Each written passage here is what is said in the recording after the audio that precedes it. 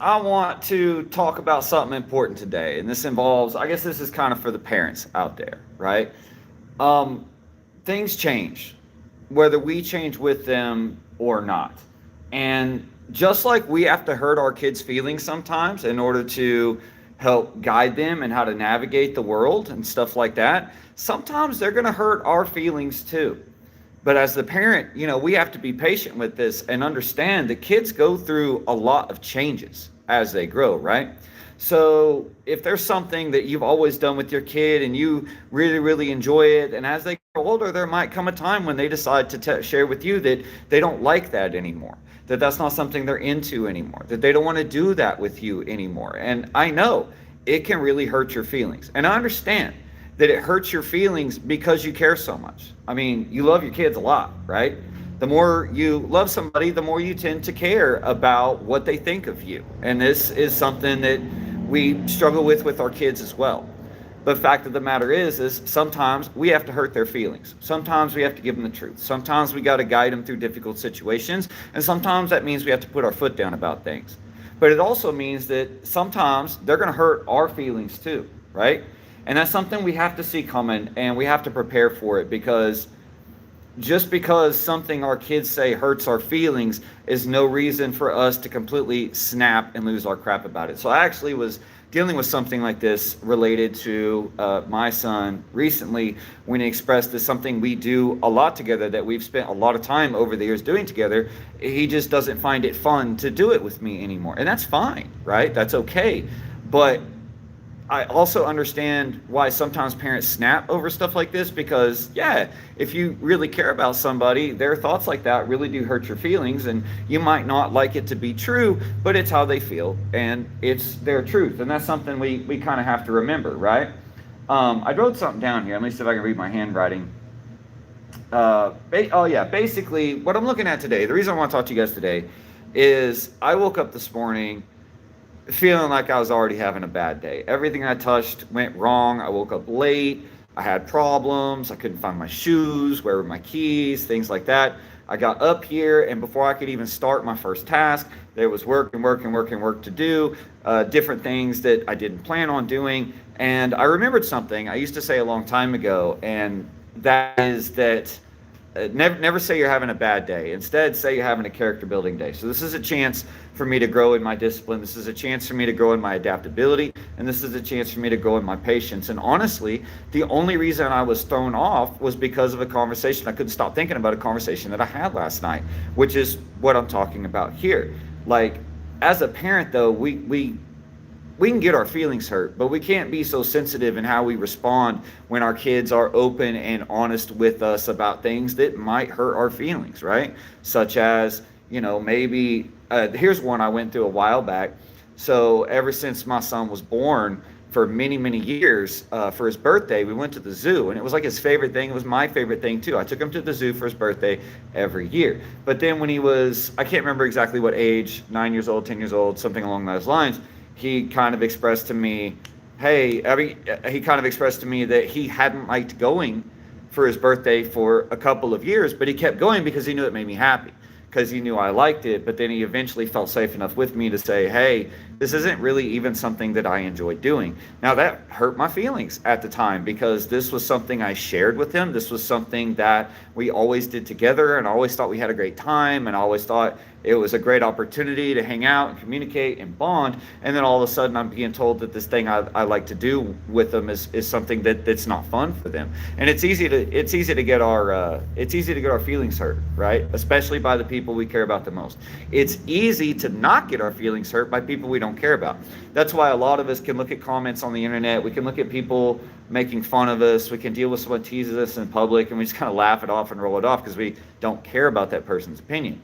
But when we love somebody, we're going to care about their opinion. So when we're talking about our spouse, our family, our kids, our best friends, that kind of thing, we do tend to care a little bit about what they think, at least on certain topics, right? Like some of my friends, like I don't care what they think about a lot of things, but there's some things I do care what they think, right?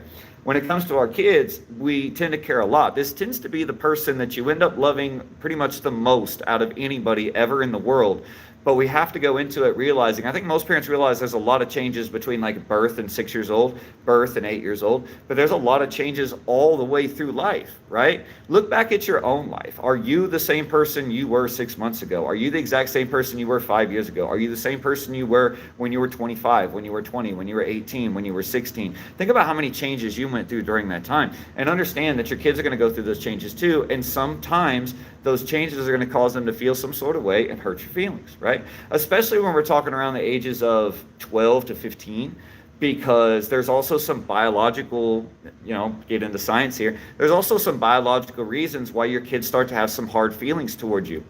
And it's not necessarily because of you. It might be something you're doing. It might be something that really is a problem, or there might not be anything there. So like, I know that I've had kids talk to me and express that like they love their parents, but for some reason they just get irrationally angry at them. They can't figure out why they no longer have fun hanging out and playing games with them. And it makes them feel bad as a kid, as a teen. It makes them feel guilty for these like weirdly harsh feelings they have about the people they love most in the world. But in all reality, there's a biological reason for that, right? Like through those ages, puberty hits, and you can see this all through the animal kingdom and nature and all of that. There's a normal time for a child, a growing up child, to separate themselves from the family unit, because then they want to grow in that independence and find their own family unit that they choose and they grow, right? We still operate with this to this day. And so when kids reach that full-on puberty age, 12 to 15, they may not express it to you, but there's going to be a lot of times when you say something or you do something or you guys are doing something together, and they just can't help but be angry and frustrated, and they don't know why. They just like don't like you in that moment, and they know they love you, and they know that you've done nothing wrong or said nothing wrong, but these are strong emotions they're struggling with that they do not understand why they have. Therefore, they don't really know how to express it. They don't really know how to talk about it. And it ends up coming across as attitude. It comes across as bad tone. It comes across as moodiness and all of these kind of things, which are all true, right? At the same time, this is an age where their brain is still developing and learning how to choose and cope with these things. And sometimes the feelings are just so strong that they don't know what to do with it. They don't know why they have these feelings, right? So it could be something that ends up hurting your feelings when they do open up to you, and they don't want to hurt your feelings because they love you, right? But it might be something simple as something you guys have always shared together. So another one I went through with my own son. I love to play Frisbee. I love to throw the Frisbee around. I've always loved to throw the Frisbee around. And that was something I did with my son from the time he was old enough until around the age of 11, around the age of 12, when I noticed he never wanted to do it anymore. So then I would ask him, hey, let's go play some Frisbee. You want to go play some Frisbee? No, I don't really feel like it. And then eventually he admitted to me, this isn't something I enjoy doing right now, right? So when he said that, did it hurt my feelings? Absolutely, it hurt my feelings. This is a person I love, talking about something I love to do with them, and then saying they don't have fun doing it with me anymore. They don't enjoy doing it with me anymore. And, that can make, as a parent, it can make you feel really bad. It can make you want to snap and become defensive. And, well, what did I do? What did I do to make this not fun anymore? What have I done wrong? But in all reality, it's not necessarily that you did anything wrong. It might just be that for a short phase, or maybe permanently, they've outgrown that thing that they do with you. Or maybe it's just something they got bored with or they're not interested with anymore right now, and maybe they come back to it, maybe they don't. And this is why it's so important, and you hear this in self-help circles and stuff like that all the time when it comes to relationships with our people, spouses, friends, kids, and otherwise, that the most important step you can do to strengthen any relationship is to strengthen your bond with yourself, to be happy with being alone, to be okay with being with yourself, to be okay with doing things you enjoy by yourself. When you have that level of confidence that you don't mind going to dinner by yourself, you don't mind going to a movie by yourself, you don't mind playing a game by yourself, you don't mind throwing the Frisbee around by yourself, or whatever else, it's just your confident hobby and things like that, then people tend to become much more receptive to it and will be typically less offended if someone we like suddenly doesn't want to do that thing with us anymore, right? And I don't really know where I'm going with this. Like, I didn't really have a topic for today. I wasn't trying to share anything deep. I just wanted to talk about some real stuff I'm going through right now, and some real stuff I know a lot of other parents are going through right now. And sometimes this can lead to having really bad days because we'll constantly ask ourselves, well, what did we do wrong? Well, my kid doesn't want to play Minecraft with you anymore. What did I do wrong? I don't play Minecraft, by the way. That's where I draw the line. Don't play Minecraft. But this is an example. What did I do wrong? How did I make it a not fun experience anymore? And it might not necessarily be that. Maybe they just don't have fun doing it with you anymore, because maybe they have more fun doing it with their friends, because they're of an age where they're trying to branch out socially, and they might really enjoy doing stuff with you and really like love you as a parent, but biologically they just want to branch out independent, and it might cause them to have to say, hey, I don't like doing this thing with you anymore. And that can hurt your feelings, right? That can absolutely be something that hurts a parent's feelings a lot. How's my day? Actually, I was just saying that a minute ago. I was just saying that I woke up kind of wrong side of the bed type thing, right? Everything was going wrong this morning. I came to work. There was so many things that weren't on my list today that suddenly ended up being priorities. I'm still having to argue with Google about access to my ads account. There's all this other stuff going on.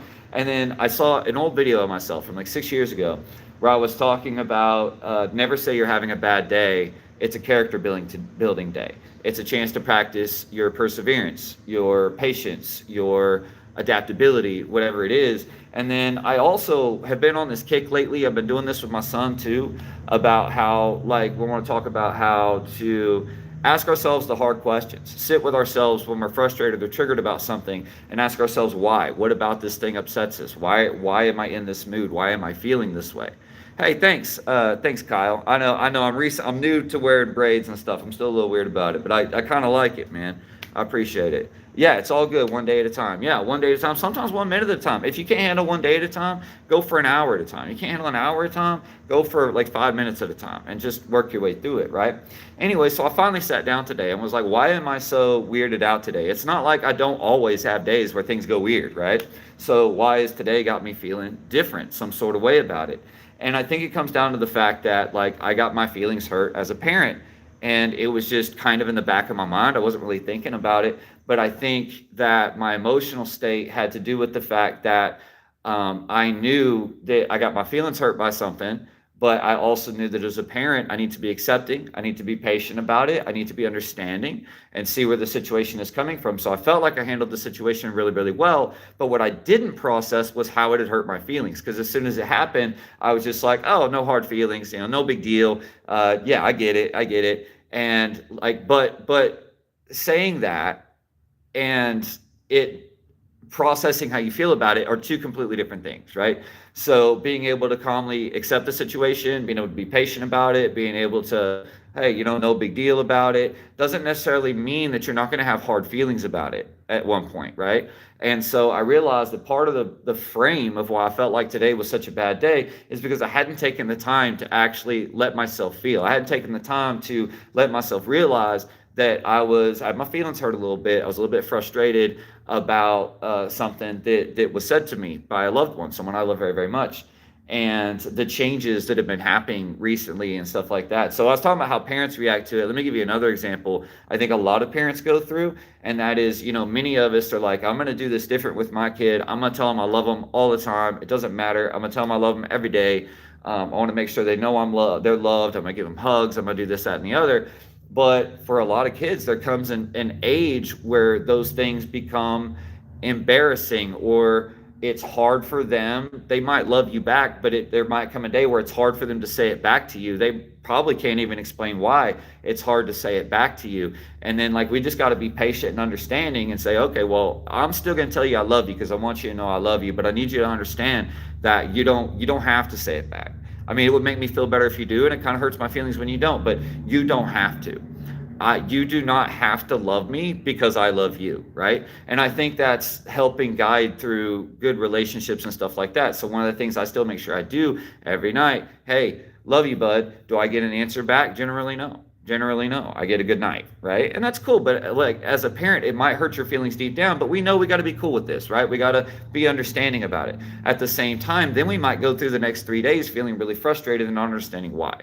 And that's why it's so important we take some time every day. I'm gonna start this myself, and hopefully you'll do this challenge with me. I'm gonna start with 5 minutes, where every day I'm gonna take 5 minutes at a time. I'm gonna set a timer and I'm gonna sit. Maybe I'll have some music on, maybe it'll just be quiet. And I'm gonna start asking myself the hard questions again. How am I really feeling? What emotions am I ignoring? What hurtful things am I glossing over and masking over and not processing? Why are those things upsetting to me? Why are they frustrating to me?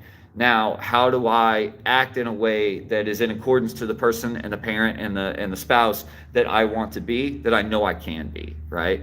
And asking myself the hard questions of why things bother me, why it triggers me, and then finding the strength to go, all right, well, this thing does bother me, this thing did trigger me, this thing did upset me, but I'm not going to blame the person who said it.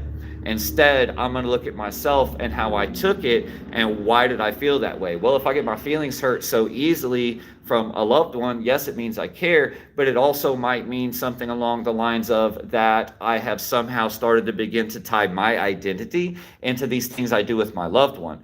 You need to be strong in your own identity, right? You've got to be strong in your own identity before you can be a good model of relationships to the people around you. And so one of the questions I like to ask myself when I get frustrated or angry or tilted or my feelings hurt about something my son said, something my wife said, something like that, is did I tie my identity into their opinion? Because if I start tying my whole identity into their opinion, it's easy for me to get my feelings hurt when they say something like to me, right? But I want them to feel comfortable to talk to me. I want them to feel comfortable to speak their mind to me. And so, then I have to ask myself, why did I feel frustrated? Why did I feel my feelings hurt? And I have to do it in a way where I'm not blaming them for being open with me. I want to do it in a way where I'm looking at myself and going, why did someone else feeling this way about me or feeling this way about this situation bother me so badly? And then I can dig into the real work of, okay, well, my responsibility is the things that I can control. And the things that I can control are the way that I act, the way that I speak, what did I say. I can't control whether other people reciprocate or not. So I can control how much love I show my child. I cannot control how much love they choose to show me back, but I can choose to be patient and understanding with the fact that, especially through certain ages, there's weird emotional changes, there's priority changes, there are changes in preferences and things that a kid likes. And I cannot keep tying my identity to things I used to do with my son. I cannot keep tying my identity to things I used to enjoy doing with my wife that she no longer wants to do, or he no longer wants to do with me, or they no longer have fun with it. Just because I was having fun with it and we were both having fun with it for a while, but they stopped having fun with it, doesn't mean they should have to force themselves to do it just because it's fun for me. Now they could, that would be a very nice thing for them to do. But in the end, what I need to do is be okay with doing the things I like by myself. If they want to join me, cool. If they don't, cool. And I'll also have to be cool with doing some things I don't like that they enjoy so we can spend some time together, right? That's the only reason I play competitive video games. Look, I've been a gamer for 40 years. I've been playing games since I was little tiny in diapers, right? But I grew up on first Nintendo, then Super Nintendo, then PlayStation, then PS2, et cetera, et cetera. We're on like PS5 now. And so I grew up in story games. I grew up using video games as a bit of an escapism while also kind of using it as therapy. I know that sounds weird, but good stories, whether books, video games, fairy tales, whatever, good stories have characters and problems and issues that we can relate to in our own lives. And so that was kind of my escapism and the way I learned to navigate things. I got into competitive gaming because I introduced my son to gaming and my wife. And it was one of those things where we shared story games for a while, but then my son got into the newer generation's main thing, which is going to be your competitive gaming, right? Your Fortnite, your Rocket League, your stuff like that. And I got into that so I could play video games. So he still played video games with me, so I could play video games with him. And then we go through phases of sometimes we'll play the competitive games, and then sometimes they'll come to me and be like, it's not fun to play this competitive game with you anymore. I want to play this game with somebody else, but maybe we can play Demon's Souls together, or maybe we can play Borderlands together or something like that. And that's cool as long as I get that, I get to have that time. But I also need to be more understanding now with my son's age that he is at that age where he's going to want to separate and become more and more independent. And I know it's a struggle for him because he does his schooling online, so he doesn't get as much time with kids his age. I mean, yeah, he's here at the studio and knows people his age, but he doesn't get as much time to hang out with friends as some other kids his age might. And so I can understand where competitive gaming has its appeal to him, right? So I get that, and it's a way for him to make friends and get to know people and this, that, and the other. And I also understand that he's doing things with dad isn't so cool anymore, even if the things he knows he likes to do or things he still loves to do. It's not cool anymore to do stuff with dad. You know what I mean? You got to go do stuff with your friends and with your whatever, right? So as a parent, I know we all know that we got to be accepting and patient of it. Try not to get tilted. Try not to crash out over it. But it's okay to admit that it hurts your feelings. It's okay to admit that your kids did or said something that hurt your feelings. Just don't make them feel bad about it because they're being honest with you. If I make them feel bad for being honest with me, they're not going to want to be honest with me much longer. You know what I mean? And so it's not their fault that I got hurt by what they said. It's my perspective and philosophy and my identity attachment to this thing that I knew was never going to last forever. So until I see you guys again, be the best teammates you can be and be the best at being you.